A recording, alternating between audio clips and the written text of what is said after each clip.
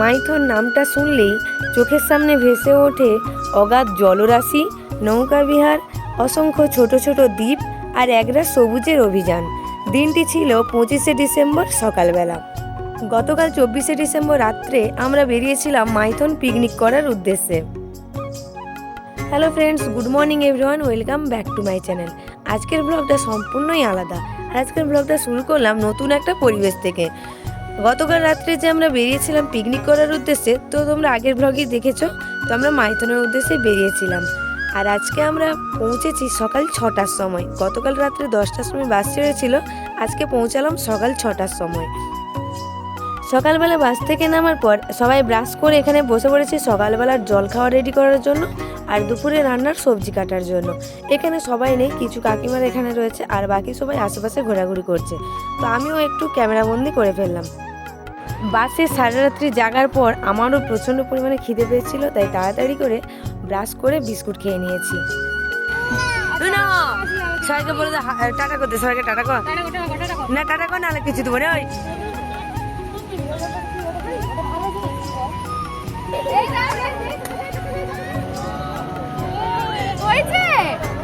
আমরা যেখানে পিকনিক করছিলাম সেখানে এই গরুটা না চলে এসেছিল সবজির খোসাগুলো খাওয়ার জন্য। কিছুক্ষণ এখানে দাঁড়িয়েই ছিল, আর যতক্ষণ দাঁড়িয়ে ছিল না আমি একে ততক্ষণ আদর করছিলাম। এ কিন্তু আমাকে একটুও মারতেও আসেনি, কোনো বদমাশিও করেনি। সত্যি কথা বলতে একে না দেখে আমার কপিলের কথা মনে হয়েছিল। আর আমার যে কোনো গরুকে দেখলেই না আমার খুব আদর করতে ইচ্ছে হয় এদের দেখলেই। সকালবেলা মুড়ি খাওয়া সেরে নিলাম বেগুনি ভাজা, শসা, লঙ্কা, পেঁয়াজ দিয়ে। দেখো আমি এখানে খেতে বসেছি আর আমাদের সবাই এখানে খেতে বসেছে এক লাইন ধরে।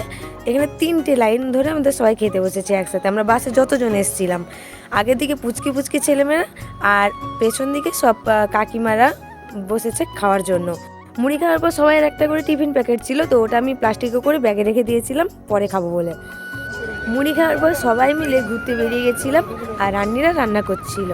তো আমরা একসাথে সবাই আসতে পারিনি, কারণ সবাই আছে একসাথে, তবে যে যার আলাদা আলাদা অটোতে আছি। আমরা এখানে আছি আমার মা, মাসিমণিরা আর একটা কাকু, কাকিমা, বোন অনেকে আছে, আর অন্যান্য টোটোতে আর বাকিরা সবাই আছে। কারণ এক বাসে আমরা যারা এসেছি সবাই মিলে একটা অটোতে তো আর হবে না, সবাই যে যার অটো ভাড়া করে আমরা যাচ্ছি।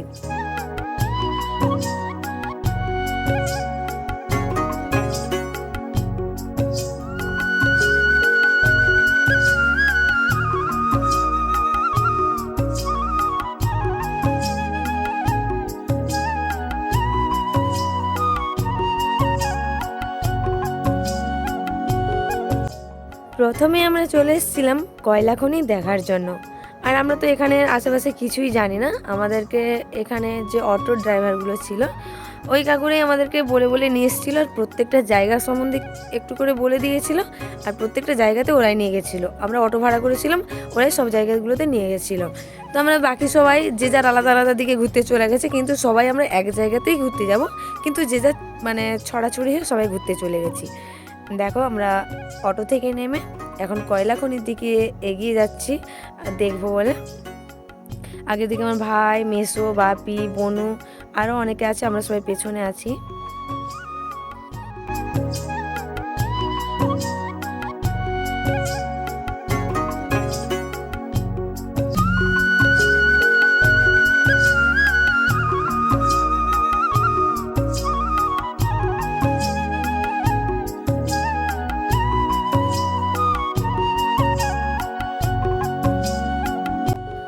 প্রচণ্ড রোদে তাকাতেও পারিনি, তো তোমাদেরকে পুরো ব্যাক ক্যামেরাতে দেখাচ্ছি। দেখো জায়গাটা, ওই যে দেখো ছোট ছোট গাড়িগুলো হয়তো দেখা যাচ্ছে কিনা বলতে পারবো না, আমরা খালি চোখেও দেখতে পাইনি, এত ছোট ছোট গাড়ি দেখাচ্ছে।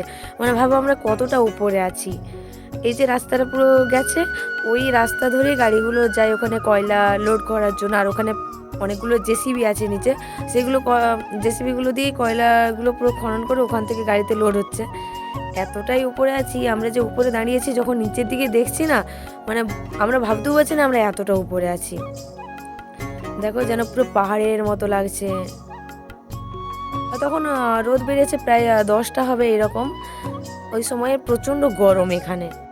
তো চলো এইবার আমরা এখান থেকে বেরিয়ে যাব, তারপর যেখানে যাব দেখা হবে। কয়লা খনি দেখে তারপর আমরা চলে এসেছিলাম এই কল্যাণেশ্বরী মন্দিরে। কল্যাণেশ্বর মন্দিরের গেটটা রয়েছে পুরো রাস্তার সাইডেই, আর মন্দিরটা এখান থেকে 2-3 মিনিট হেঁটে ভেতরে। আর পুরো রাস্তা থেকে মানে গেট থেকে যাওয়ার দু সাইডেই পুরো মন্দিরের সমস্ত কিছু ফুল প্রসাদ দোকান রয়েছে। আর এটা হচ্ছে মন্দিরের মেন গেট, ভেতরেই মন্দির।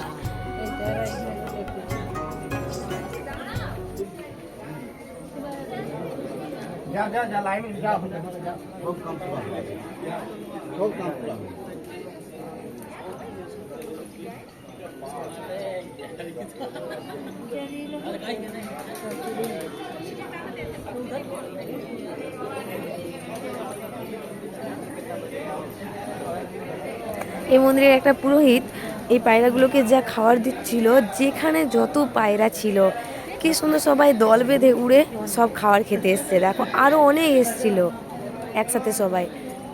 আর ওদের যে যার একটা ঘরের মতো ছোটো ছোটো করে ঘর করা আছে, ওরা সেখানেই ছিল, যা খাবার দিচ্ছিল ওরা সবাই ছুটে একসাথে সবাই উড়ে চলে এসছে।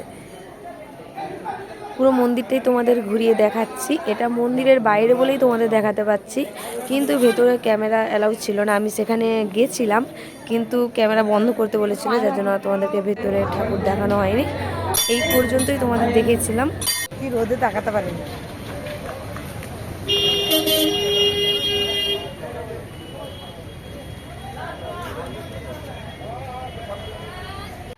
ওখানের মন্দির থেকে বেরিয়ে এসে আমরা তারপর চলে এসেছিলাম এখানেই ভান্ডার পাহাড়ে। ওপরে রয়েছে অমরনাথ শিব মন্দির। এই যে দেখো উপরে বাইরে লেখা ছিল, তাই তোমাদের বললাম, কারণ এখানে তো আশেপাশে কিছুই জানি না। এখানে অটো ড্রাইভার কাকু যা যা যেখানে নিয়ে যাচ্ছিলো আর বলছিল সেটুকুই তোমাদের সাথে বলে শেয়ার করলাম। তো যখনই শুনেছি এখানে 300 ধাপ সিঁড়ি পের করে ওপরে অমরনাথ শিব মন্দিরে পৌঁছাবো, তখনই ভাবছিলাম যে 300 ধাপ সিঁড়ি পেরিয়ে কীভাবে যাব একদম পাহাড়ে ওপরে উঠতে। তাই ভাবলাম যে না, সবাই যখন যেতে পারছে আমরাও যেতে পারবো।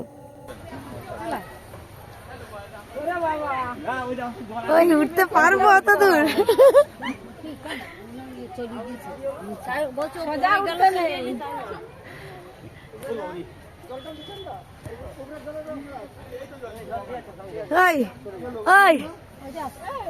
এটা একটু ধরো ধরো ধরো একাতে তোকে টেনে নিতে হয় তাহলে আমাদের ধরো।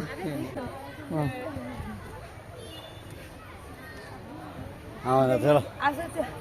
হ্যাঁ জানো, চল তুমি উঠে আসো না, উঠে একটু আসো। হ্যাঁ হ্যাঁ যাচ্ছি। এই তো আমরা বেকে বেকে উঠছি। এই তো ওদের সঙ্গে সে কথা বলে কি গিয়ে উঠে চলে যায় কি জানি।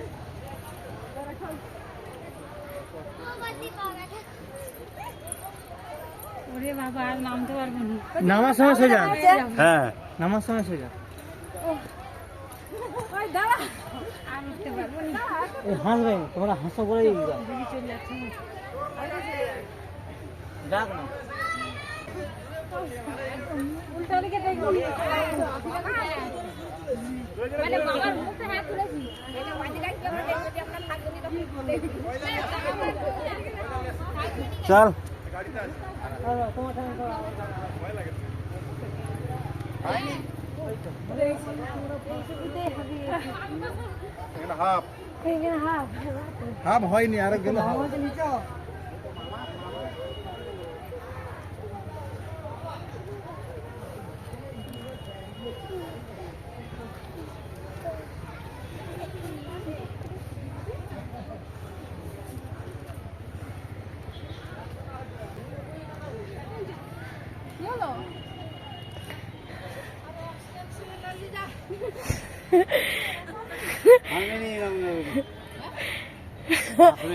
ভাবি বসেছে।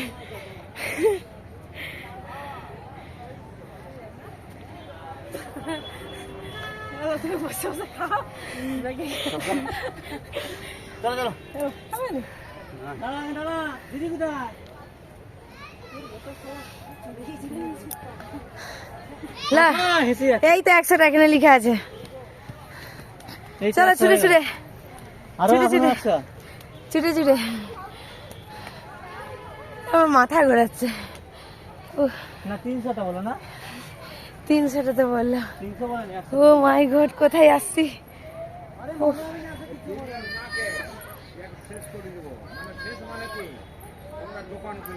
চলো চলো চলো। ও বাপি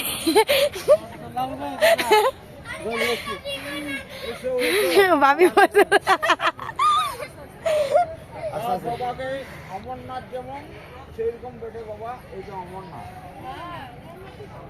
আর তাতে ওঠো মা, আর নাম্বার টাইমে বাবার চরণে প্রণাম করবে। আরে 5-10 টাকা দিয়ে যাবেন। ফোন করতেছি, চলো। দেখ দেখ চরণ ধরবি বাবা। দাদা আছি আছি উপরে, ভোলা কোথা? উঠে যাবো, থামবনি। দেখে নাম ভাই। ও উফ, মাকে তুলি তো, মাকে তুলি আর একটু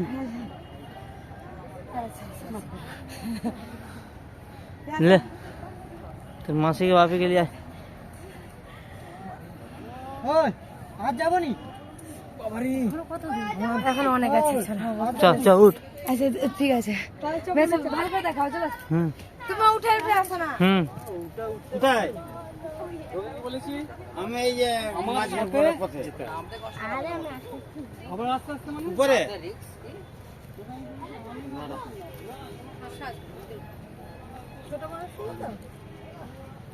আর কত দূর? কেদারনাথ, বদ্রীনাথ, এটা কি বলে, অমরনাথ?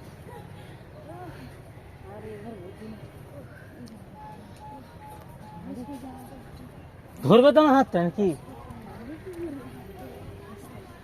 বসে বসে আসো, একটু উঠে যাবো। ভোলে বাবা পার করেগা, त्रिशूलधारी पार करेगा, बम बम तारे बम। हलो हाथ हाथ हाथ हाथ हाथ हाथीटा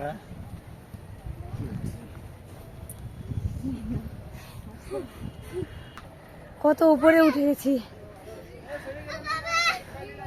এই নে, পড়ে যাবি পড়ে যাবি।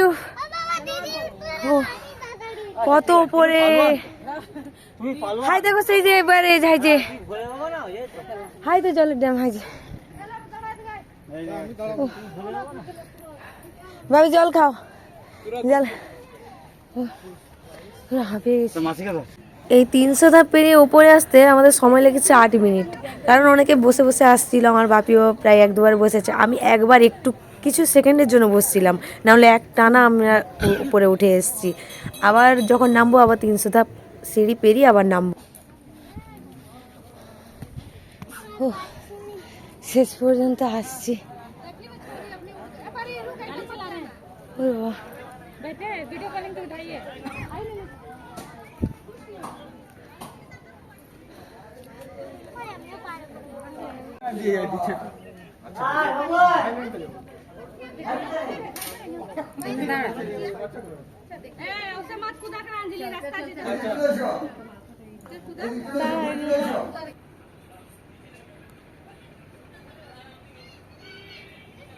তারপর আমরা আবার ওখান থেকে বেরিয়ে এইবার আমরা মেন জায়গাতে এসে গেছি। এইটাই আমার দেখার একমাত্র খুবই ইচ্ছে ছিল, আর ছিল 300 ধাপ পেরিয়ে ওপরে শিব মন্দিরে ওটা। এই দুটোই আমার ইচ্ছে ছিল, কারণ আসার আগে আমরা কিছুটা জেনে তারপর এসছি যেখানে মানে কি কি দেখতে পাবো। তো এই দুটোই ইচ্ছে ছিল, আর এই জলের যে পুরো ড্যামের বাঁধটা এইটাই দেখার খুবই ইচ্ছে ছিল। তো চলো এইবার আমরা বাঁধে হেঁটে যাচ্ছি ড্যামটা দেখার জন্য। দেখো পুরো আশেপাশে কত ছোট ছোট দ্বীপ দেখতে পাচ্ছি।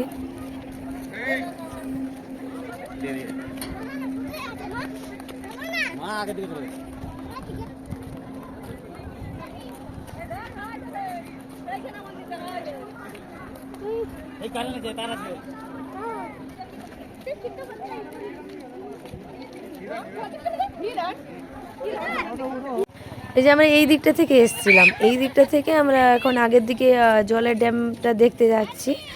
আর ওরা ওই সাইড থেকে যারা যাচ্ছে ওরা সবাই দেখে ঘুরে আবার ওই দিকে চলে যাচ্ছে, কারণ ওই দিকে তো আর যাওয়ার জায়গা নেই, আবার ঘুরে ফেরত যাচ্ছে ওই দিকে।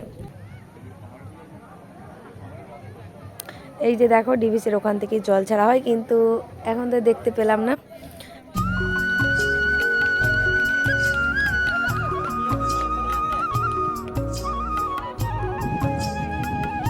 আসো,